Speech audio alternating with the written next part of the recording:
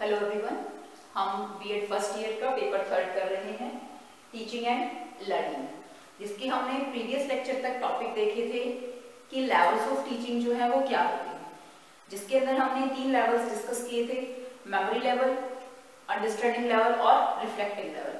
Next जो topic है हमारा that is innovative method of teaching. अभी तक जब हम मेथड्स की बात कर रहे थे कि टीचिंग मेथड्स जो है चाहे वो कोई भी लेवल है उस पर किस तरह के यूज होते हैं, तो हमने देखा कि मोस्टली जो है जो ट्रेडिशनल मेथड्स हैं हमारे पुराने, लेक्चर मेथड हो गया, डेमोन्स्ट्रेशन मेथड हो गया, प्रॉब्लम सॉल्विंग मेथड हो गया, एनालिटिकल सिंथेटिक मेथड हो गया, इस टाइप के मेथड्स जो है वो मोस्टली टीचिंग के अंदर यूज हो रहे हैं। लेकिन अब हम कहें कि एजुकेशन क्या हो चुकी है, चाइल्ड सेंटर्ड हो चुकी है। एक पर्सन को जब लर्नर के बिहेवियर को मॉडिफाई जब किया जाता है तो उसके अंदर सबसे ज्यादा इस चीज का ध्यान रखा जाता है कि उस बच्चे के अंदर या लर्नर के अंदर सोशल एबिलिटीज जो है वो किस तरह से डेवलप जो है वो हो पाए, कोऑपरेशन जो है वो किस तरह से जो है वो डेवलप हो सके। इसलिए हम कहें जैसे जैसे क्या हुआ है कि मॉडर्न ईरा आया, या मैं ये कहूँ कि एक जनरेशन से दूसरे जनरेशन के अंदर जो है वो चेंजेस आए, तो उसके बिहाफ पर टीचिंग को इफेक्टिव बनाने के लिए, टीचिंग को बहुत ज्यादा क्रिएटिव बनाने के लिए उसके अंदर अलग अलग जो है वो नई नई तकनीकों को यूज किया गया, नई नई नीतियों को जो है वो यूज किया गया।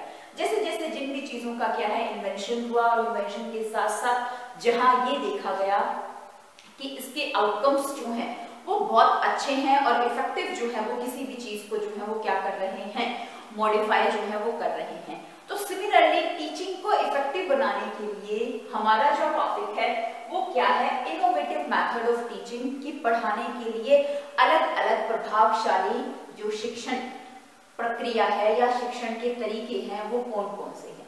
आपके सिलेबस में जो है अगर हम बात करते हैं तो टीम टीचिंग मेथड आता है, कोऑपरेटिव, जिसे टीम टीचिंग मेथड को जो है हम कोऑपरेटिव टीचिंग भी बोल देते हैं, पीयर लर्निंग मेथड आता है, सेमिनार आता है, वर्कशॉप आता है, पैनल डिस्कशन आता है। ये बहुत सारे टॉपिक्स हैं जो कि आप अपने इस कंसेप्ट के अंदर जो है वो पढ़ेंगे। आज जिस टॉपिक की हम बात कर रहे हैं या जिस इनोवेटिव मेथड की हम बात कर रहे हैं वो क्या है, हमारे पास team teaching method. Team teaching के साथ साथ इसे कोऑपरेटिव मेथड भी बोल दिया जाता है। इसे हम कोऑपरेटिव टीचिंग मेथड का नाम भी दे देते हैं, जिसे हिंदी में अगर हम कहें तो दल शिक्षण बोला जाता है, टोली शिक्षण भी बोल दिया जाता है, समूह शिक्षण भी जो है वो बोल दिया जाता है। ठीक है, देखो नाम से ही क्लियर हो रहा है, कोऑपरेटिव मेथड ऑफ टीचिंग या team teaching method. Team teaching का मतलब क्या हो गया, जहां किसी भी कक्षा को पढ़ाने के लिए एक से अधिक शिक्षक जो है वो एक साथ मिलकर शिक्षण को जो है वो क्या कर रहे हैं, कंप्लीट कर रहे हैं। किसी भी क्लास को पढ़ाने के लिए जब एक से ज्यादा टीचिंग जो है या टीचर जो है वो यूज हो रहे हैं या टीचिंग कर रहे हैं, शिक्षण कर रहे हैं, उस मेथड को क्या कहा जाता है, उसे कोऑपरेटिव टीचिंग मेथड का जो है वो नाम दिया जाता है। अगर हम इसके ओरिजिन और ग्रोथ की बात करते हैं कि सबसे पहले जो है ये वर्किंग के अंदर कहाँ आया या किसने इसको इन्वेंट किया, तो सबसे पहले 1955 के अंदर 1955 के अंदर हार्वर्ड यूनिवर्सिटी के अंदर सेकेंड वर्ल्ड वॉर के पश्चात इस मेथड को जो है वो यूज किया गया। उस यूनिवर्सिटी में सबसे पहले इसे यूज जो है वो किया गया। उसके बाद 1957 to 64 के अंदर जो है वो अमेरिका के अंदर भी जो है इस मेथड को बहुत अच्छी तरीके से जो है वो यूज किया गया। नेक्स्ट हम बात करें कि 1965 के अंदर इंग्लैंड में भी जो है इस मेथड को जो है वो बहुत सारे जो हम कहें ट्रेनिंग इंस्टीट्यूट्स हैं वहां पर इस मेथड को जो है वो यूटिलाइज किया गया। और उसके बाद को हम ये देखें कि सभी देशों के अंदर जो है, सभी कंट्रीज के अंदर ये एक क्या हो गया, ट्रेंडिंग हो गया और ये टीचिंग मेथड जो है वो बहुत ज्यादा यूटिलाइज किया जाने लगा। अब हम बात करते हैं कि इसका मीनिंग क्या होगा। देखो मैंने आपको पहले कहा कि टीम टीचिंग का मतलब क्या हो गया, जब शिक्षण जो है वो केवल एक एक व्यक्ति के ऊपर जो है वो निर्धारित ना रहकर, एक व्यक्ति के ऊपर डिपेंडेंट ना रहकर पढ़ाने वालों की संख्या क्या हो जाती है, ज्यादा हो सकती है। एक से अधिक, दो या दो से अधिक शिक्षक जब मिलकर, साथ मिलकर किसी भी शिक्षण प्रक्रिया को पूर्ण कर रहे हैं, कंप्लीट कर रहे हैं, तो उस टीचिंग को क्या कहा जाता है, उसे टीम टीचिंग बोला जाता है या कोऑपरेटिव टीचिंग मेथड का जो है वो नाम दिया जाता है। अगर मैं इसकी डेफिनेशन की बात करें तो देखिए हमारे पास है, team teaching may be defined as an instructional situation where 2 or more than 2 teachers possessing complementary teaching skills cooperatively plan and implement for the instruction of the curriculum। कि जहां पर जो है टीचिंग, टीम टीचिंग क्या हो गया, जहां पर पढ़ाने के लिए या इंस्ट्रक्शंस के लिए we have to use more than 2 teachers on the curriculum based, तो उस टीचिंग को क्या कहा जाता है, टीम टीचिंग की जो है वो संज्ञा दी जाती है। अब हम इसकी कैरेक्टरिस्टिक्स की बात करते हैं कि इसकी विशेषता क्या है।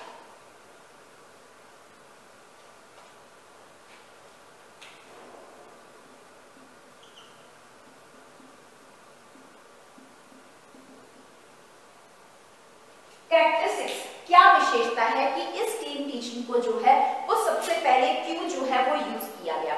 तो सबसे पहले इस टीचिंग को जो है वो यूज करने का मुख्य उद्देश्य क्या था, इसने क्या कर दिया, जब 2 या 2 से अधिक जो हैं टीचर मिलकर जब शिक्षण कर रहे थे, तो सबसे ज्यादा तो हम ये क्या हुआ कि टीचिंग जो है वो क्या हो गई, टीचिंग जो है वो इफेक्टिव हो, बहुत ज्यादा उसके अंदर क्या आया, परिवर्तन आया। उसके साथ साथ हमने इसके अंदर क्या देखा, जो टीचर्स थे उन टीचर्स के बीच में आपस में क्या हुआ, कोऑपरेशन की भावना जो है, जो हम बोलते हैं कोऑपरेटिव जो नेचर है व्यक्तियों का, वो उसके अंदर डेवलप हुआ। सहयोग की भावना जो है वो लोगों के अंदर जो है वो डेवलप हुई कि किसी भी काम को जो है हम अकेले ना करके मिलकर जो है वो किस तरह से किया जाता है। उसके साथ साथ इसके अंदर जो है क्या चीज आई कि जो टीचिंग थी,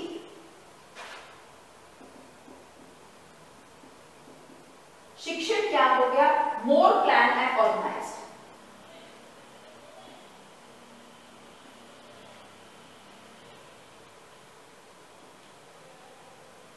वैसे तो हम कहते ही हैं कि टीचिंग प्रोसेस क्या है, टीचिंग प्रोसेस एक ऑर्गेनाइज्ड प्रक्रिया है।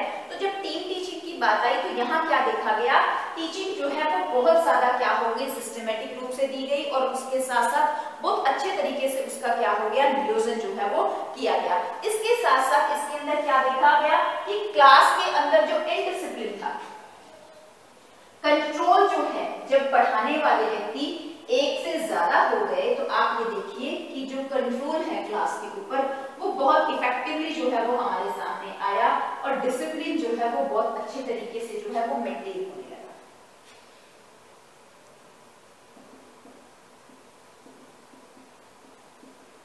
मेंटेनेंस ऑफ डिसिप्लिन, अनुशासन जो है वो बहुत अच्छे तरीके से जो है वो डेवलप हुआ।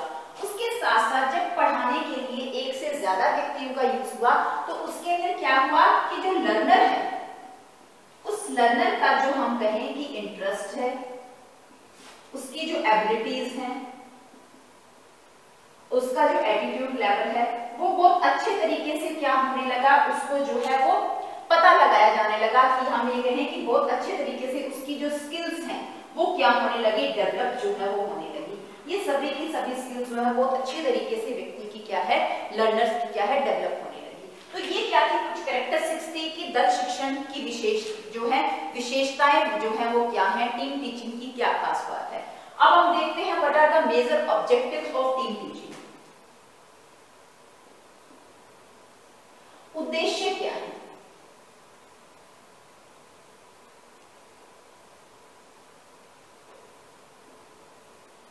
इससे टीचिंग के साथ साथ एजुकेशन सिस्टम के ऊपर क्या प्रभाव पड़ा या इसको ज्यादा से ज्यादा अब क्यों जो है वो टीचिंग के अंदर यूज किया जाने लगा, तो इसके ऑब्जेक्टिव्स, उद्देश्य जो है वो क्या रहे।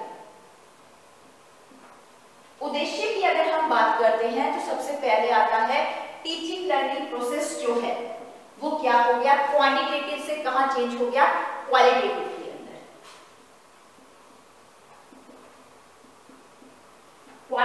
big changes comes into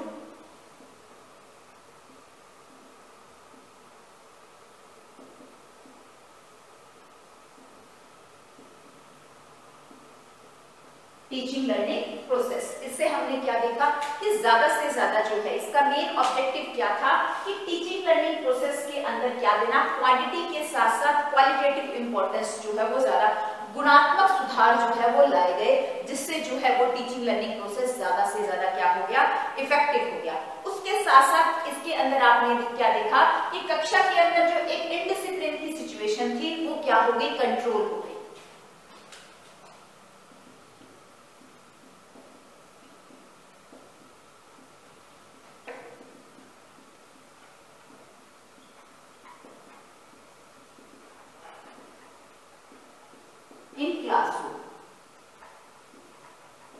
जब पढ़ाने वाले एक से ज्यादा व्यक्ति होंगे तो उससे आप क्या देखोगे कि जो इनडिसिप्लिन क्लास के अंदर है वो क्या होने लगा, ज्यादा से ज्यादा क्या है, कंट्रोल जो है वो होने लगा। उसके साथ साथ इसमें क्या चीज देखी गई, जो टीचिंग लर्निंग प्रोसेस है वो मोर फ्लेक्सिबल,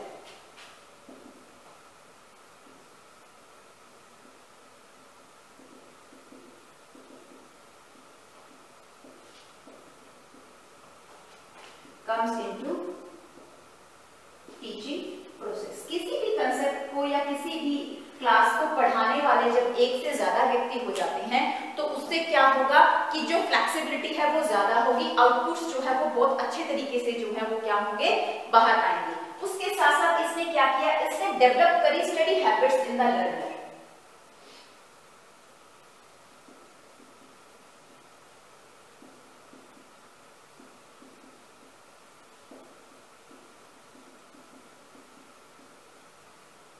देखो जब क्लास के अंदर डिसिप्लिन प्रॉपर रहा तो उससे आप क्या देखो, मोस्टली क्या होता है जब पढ़ाने वाला एक व्यक्ति है तो एक व्यक्ति का कई बार क्लास के अंदर प्रॉपरली जो है वो ध्यान नहीं रहता, ठीक है। ध्यान ना रहने की वजह से क्या होता है कि बहुत सारे बच्चे जो है वो क्लास के अंदर इनडिसिप्लिन क्रिएट करते हैं। इनडिसिप्लिन के साथ साथ हम क्या देखते हैं कि बच्चा जो है वो टीचर के जो है वो हम कहते हैं इंटरेक्शन में नहीं आ पाता, इससे वो बच्चा काम नहीं करता। लेकिन इससे क्या होगा, ज्यादा टीचर्स होंगे, ज्यादा पढ़ाने वाले होंगे तो उससे उनकी स्टडी हैबिट्स जो है वो अच्छे तरीके से इसके अंदर क्या हो जाती हैं, डेवलप हो जाती हैं। इसके साथ साथ जो मैंने पहले आपको कहा कि जो लर्नर्स हैं, लर्नर्स की इसने क्या करी, सॉल्व द प्रॉब्लम या educational problem of the learner.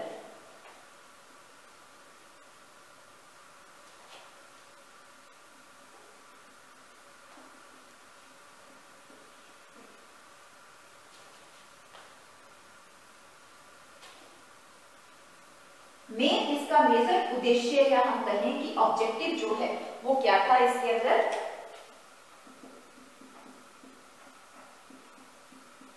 To solve the educational problem of learners. जो लर्नर्स थे उनकी जो भी शिक्षा से संबंधित उनकी कठिनाइयां थी, उनकी समस्याएं थी, कमियां थी, उनको बहुत अच्छे तरीके से इसने क्या कर दिया, दूर जो है उसके अंदर कर दिया। उसके साथ साथ जब टीचर्स को जो है बच्चों ने ये देखा कि कोऑपरेशन से वो किसी भी चीज के अंदर वर्क कर रहे हैं तो लर्नर के अंदर भी क्या हुआ, कोऑपरेशन जो है वो डेवलप हुआ। तो उसका मेजर ऑब्जेक्टिव या उद्देश्य यही था, डेवलपमेंट ऑफ सोशल एबिलिटीज।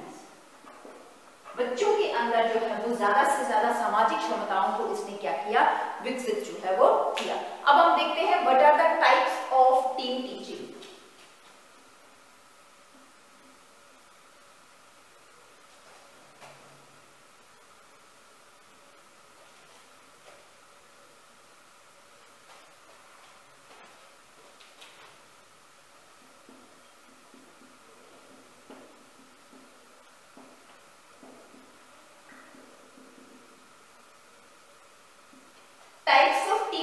के अंदर सबसे पहला टाइप आता है इसके अंदर, single disciplinary team teaching.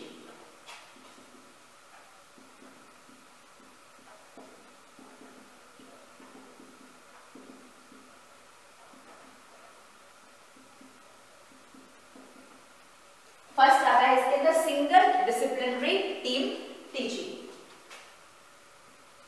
Second that is interdisciplinary team teaching.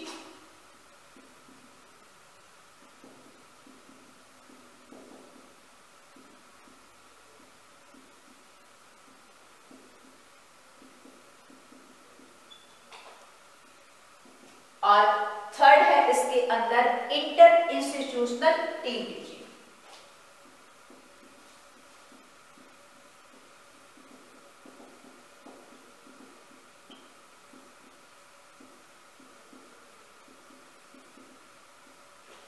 Single disciplinary team teaching, single disciplinary team teaching जिसे हम क्या कहते हैं, विभागीय दल शिक्षण। ठीक है, हिंदी में अगर हम इसे कहें तो विभागीय दल शिक्षण। और जो आपका इंटरडिसिप्लिनरी टीम टीचिंग है इसे अंतः अनुशासन दल शिक्षण। क्या कहा जाता है इसे? अंतः अनुशासन दल शिक्षण। और नेक्स्ट है इसके अंदर इंटर इंस्टीट्यूशनल टीम टीचिंग जिसे अंतः विद्यालय दल शिक्षण का जो है वो नाम दिया जाता है, अंतः विद्यालय। अब देखिए इसके अंदर क्या है कि सिंगल डिसिप्लिनरी टीम टीचिंग के अंदर क्या होगा कि एक ही सब्जेक्ट के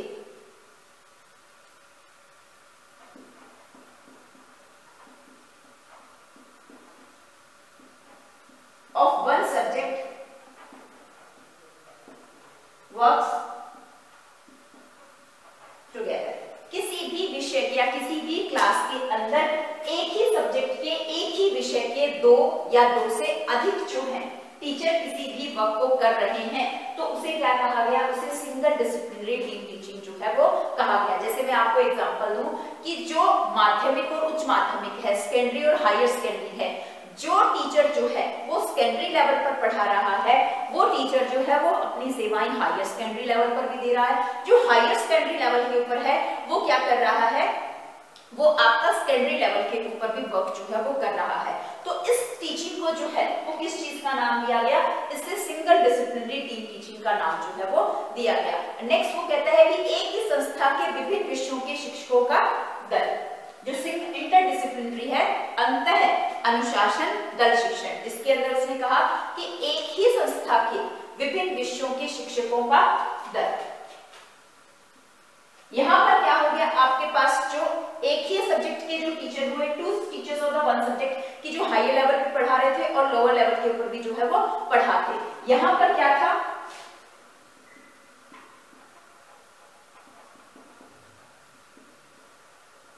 different teachers of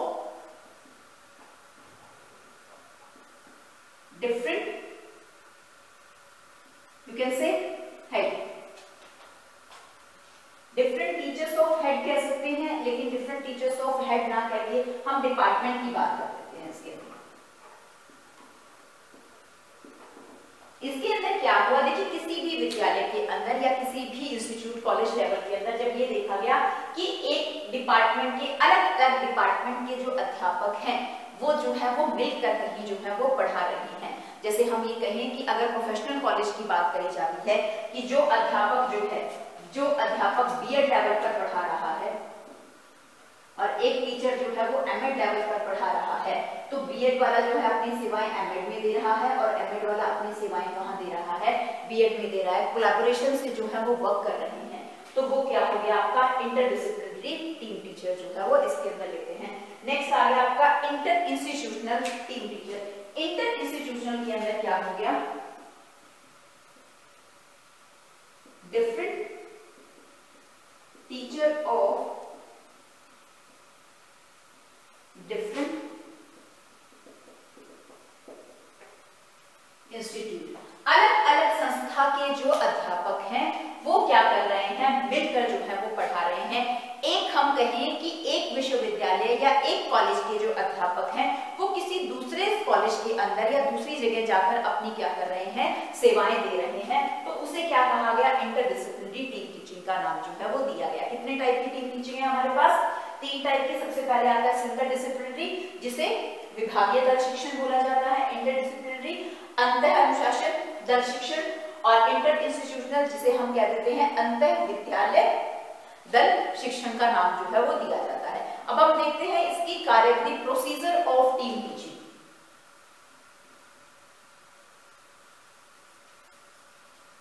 कि क्या प्रक्रिया है, किस तरह से जो है वो काम किया जाना चाहिए। देखिए टीचिंग को हम एक प्रोसेस से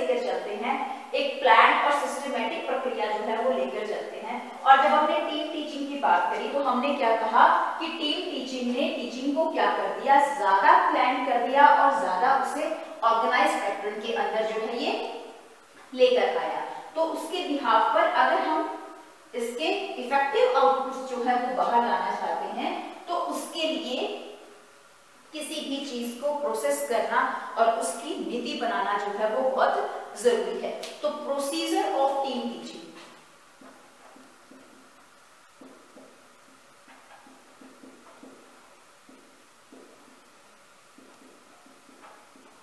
कार्यविधि जो है इसकी क्या है, कार्यविधि के लिए इसे जो है वो 3 पार्ट के अंदर जो है वो डिवाइड किया जाता है।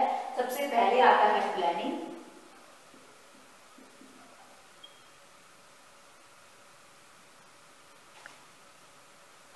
सेकंड आता है इसके अंदर एग्जीक्यूशन,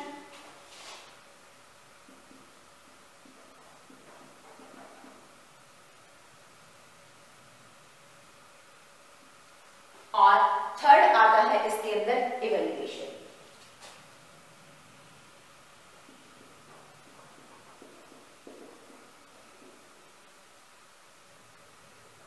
ठीक है, ये क्या है हमारे पास इसके 3 कार्यविधि है या इसका प्रोसीजर है कि टीम टीचिंग के अंदर हम देखते हैं कि कोई भी वर्क जो है वो परस्पर क्या किया जाता है, सहयोग से किया जाता है। तो जब सहयोग से किया जाएगा तो उसके लिए उस चीज को प्रोसीजर आउट करना जो है वो बहुत जरूरी है। सबसे पहले हमने प्लानिंग की बात करी, तो प्लानिंग में आप क्या देखोगे, जब टीम टीचिंग के बिहाफ पर नंबर ऑफ पर्सन जो है वो इकट्ठे वर्क कर रहे हैं तो प्लानिंग में जो है हर किसी की जो रिस्पॉन्सिबिलिटी है, हर किसी का क्या काम होगा वो क्या किया जाएगा, डिस्ट्रीब्यूट किया जाएगा।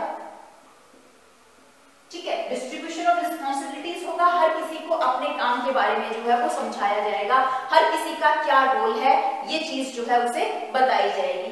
एग्जीक्यूशंस में क्या हो जाएगा, या हम ये कहें कि यहाँ पर जो है वो ऑब्जेक्टिव्स जो है वो डिसाइड करे जाएंगे कि लर्नर्स के ऑब्जेक्टिव्स जो है वो क्या होंगे, उसका टर्मिनल बिहेवियर क्या है और उसका एंट्री बिहेवियर जो है वो एंट्री बिहेवियर क्या है और उसका टर्मिनल बिहेवियर जो है वो क्या होगा। फिर आ गया इसके अंदर एग्जीक्यूशंस, जो चीज यहाँ पर प्लान करी गई उसे यहाँ पर क्या कर दिया जाएगा, एग्जीक्यूट कर दिया जाएगा, इम्प्लीमेंट जो है वो कर दिया जाएगा। इम्प्लीमेंट जब किसी चीज को किया जाएगा तो उसमें इस चीज को ध्यान रखा जाएगा कि हर किसी को जो है वो हम कहें कि वर्किंग जो है, वर्किंग जो आउटपुट है वो हमारी इफेक्टिवली आ रही है या फिर नहीं आ रही है, या हम कहें एग्जीक्यूशन के अंदर डिसिप्लिन को जो है वो ध्यान रखा जाएगा कि जब नंबर ऑफ पर्सन अपनी वर्किंग कर रहे हैं तो उसके अंदर कोई इनडिसिप्लिन तो क्रिएट नहीं हो रहा है। और लास्ट क्या आ गया हमारा इवैल्यूएशन। इवैल्यूएशन के अंदर हम मूल्यांकन कि टीम टीचिंग के बिहाफ पर जब वर्क किया जा रहा है तो उसका इवैल्यूएशन जो है वो कैसा रहा, रिजल्ट जो है वो क्या रहा, रिजल्ट क्या रहा, उसकी फीडबैक जो है वो ली जाएगी, या मैं ये कहूँ कि उसकी जो है एक जनरल रिपोर्ट जो है वो तैयार करी जाएगी कि टीम टीचिंग के बिहाफ पर जब एक कक्षा को पढ़ाया गया तो उससे क्या आउटपुट जो है वो सामने आए, या उससे इफेक्टिव टीचिंग हुई या फिर नहीं। तो हमारे पास जो है प्रोसीजर ऑफ टीम टीचिंग की कार्यविधि प्रणाली जो है वो कितनी पार्ट में डिवाइड है, 3 पार्ट में, प्लानिंग के अंदर, एग्जीक्यूशन के अंदर और इवैल्यूएशन के अंदर जो है हमारे पास ये डिवाइड है। अब हम देखते हैं कि इसकी एडवांटेजेस क्या हैं, लाभ क्या है या इसके लिमिटेशंस क्या है।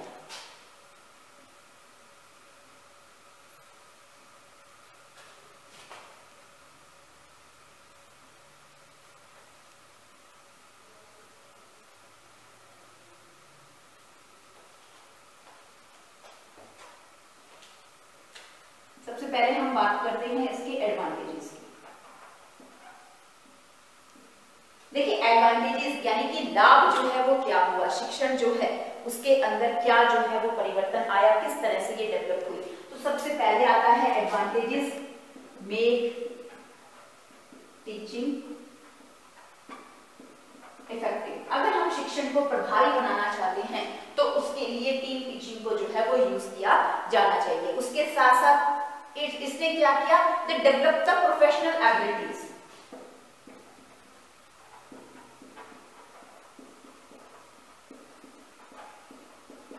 प्रोफेशनल जो एक टीचर के बीच में स्किल्स होती हैं, लीडरशिप की हो गई, कोऑपरेशन की हो गई, वो अच्छे तरीके से इससे क्या हुई, डेवलप हुई। और हमने क्या देखा कि लोग जो है या हम कहें टीचर अपनी टीचिंग को और ज्यादा जो है वो इफेक्टिव इसके थ्रू जो है वो करने लगे। इसके साथ साथ इसके थ्रू जो है वो क्या हुआ, that is best utilization of teaching aids. Teaching aids जो है वो अच्छे तरीके से जो है इसके थ्रू जो है वो यूज होने लगी। किस तरह से इफेक्टिव जो है हम बनाए, उसके लिए टीचर्स ने क्या किया, मोस्टली जो है वो टीचिंग एड्स को जो है इसके अंदर यूज किया। इसके साथ साथ हम कहें कि helpful in maintaining discipline in class.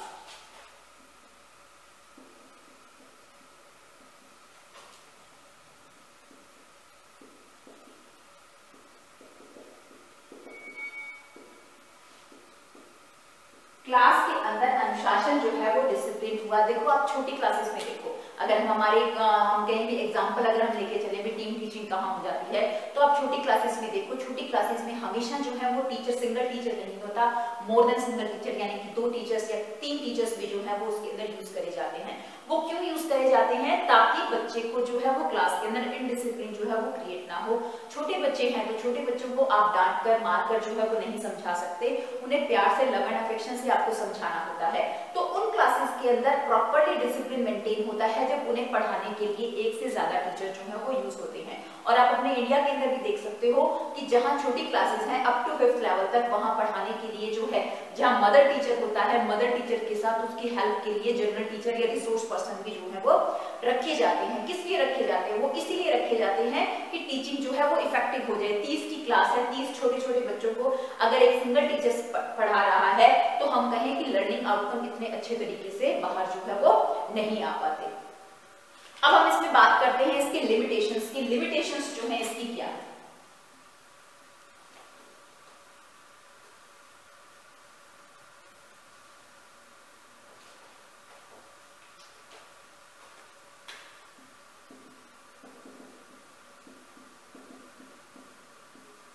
खामियां कह सकते हैं या थोड़ी बहुत हम कहें कि कमियां जो है इसके अंदर क्या है। सबसे पहले आता है डिफिकल्टी, लैक ऑफ कोऑपरेशन।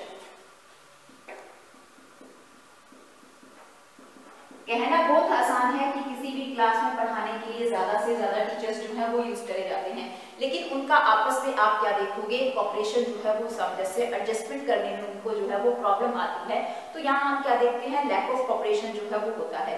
उसके साथ साथ हम क्या देखते हैं यहाँ पर कि disadvantage, that is expensive.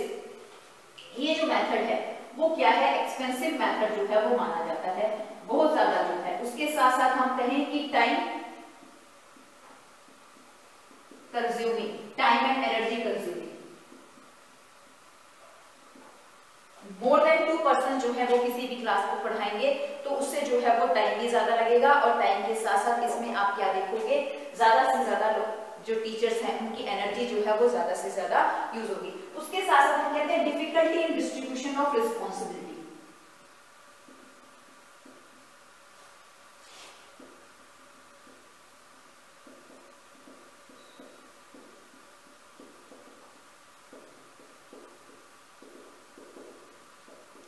Responsibilities हैं उनको जब डिस्ट्रीब्यूट किया जाता है तो उसमें क्या आती है, समस्या आती है। जो हायर अथॉरिटी होती हैं, मेन जो लोग होते हैं, जब वो अपनी वर्किंग के बिहाफ पर अपना डिस्ट्रीब्यूशन देते हैं किसी भी वर्क को, या हर एक टीचर को अपनी अपनी रोल रिस्पॉन्सिबिलिटीज देते हैं, तो वहां पर क्या आते हैं, कई बार कॉन्फ्लिक्ट्स जो है वो डेवलप हो जाते हैं 2 पर्सन के बीच में, रेजिस्टेंस जो है वो आ जाते हैं, रेजिस्ट हो जाते हैं, अवरोध का काम करते हैं। तो उससे हमें क्या हो जाता है, जो डिस्ट्रीब्यूशन के अंदर रिस्पॉन्सिबिलिटीज अगर हमें डिस्ट्रीब्यूट करनी है तो उसके अंदर हम क्या देखते हैं, इसके अंदर ज्यादा से ज्यादा डिफिकल्टी जो है वो फेस होती है। हमने क्या किया, आज 3 टीचिंग मेथड जो है हमने डिस्कस किया, जिसे 1 या 2 से अधिक शिक्षक जो है वो मिलकर किसी भी शिक्षण प्रक्रिया को कंप्लीट करते हैं तो उसे टीम टीचिंग का नाम जो है वो दिया जाता है, जिसे हम कोऑपरेटिव टीचिंग, सहयोगी शिक्षण भी जो है वो कहते हैं। उसके बाद हमने इसकी कुछ कैरेक्टरिस्टिक्स देखी और ऑब्जेक्टिव्स देखे कि क्वालिटेटिव इंप्रूवमेंट लाई इसमें टीचिंग के अंदर, फ्लेक्सिबिलिटी को लाया, कोऑपरेशन जो है वो डेवलप किया।